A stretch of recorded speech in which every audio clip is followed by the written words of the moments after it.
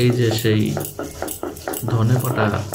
ধনে পাতা বাটাটা করা হচ্ছে, এই যে পাটার মধ্যে নিয়ে দেখেন।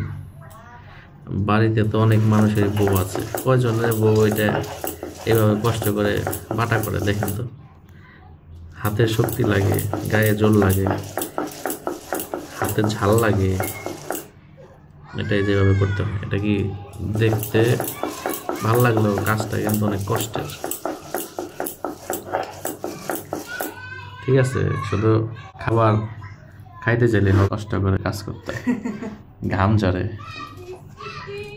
খাবার খেতে যদি অনেক ভালো লাগে, যদিও মানে এটার উপকারিতাও আছে, কিন্তু এটা কিন্তু এই সুস্বাদু মিষ্টি খাবার না, এটা একটা ঝাল ঝাল গরম ভাতের সাথে খেতে গরম ভালো লাগে। যদি কেউ না খায় সে কখনো বুঝবে না।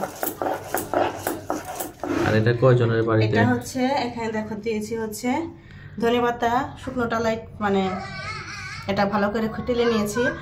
এর সাথে আছে হচ্ছে রসুন, কাঁচা লঙ্কা, কালো জিরা আর হচ্ছে লবণ। তো এইগুলো দিয়ে মিশিয়ে ভালো করে মিহি করে বেটে নিতে হবে। আবার কিন্তু চাপা চাপা থাকলে মানে খাওয়া যায় না, ভালো লাগে না খেতে। বাটারটা অনেক সুন্দর হতে হবে। কয়জনের বাড়িতে বউ এগুলো করে দেয়? আমি অবশ্য এটা সুনাম বা দুর্নাম করতেছি না, মানে খারাপ বলি না, কিন্তু এটা আসলে একটা প্রেরণামূলক কাজ, অনেকে করতে চায় না। কিন্তু যারা এটা কষ্ট করে করে তারা এটার স্বাদটাও বুঝে।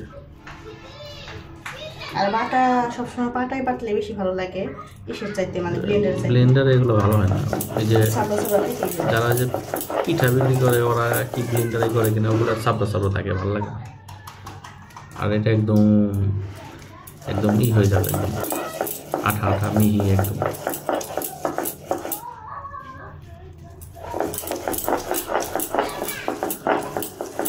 আবার খাওয়ার সময় দেখাবো, ঠিক আছে?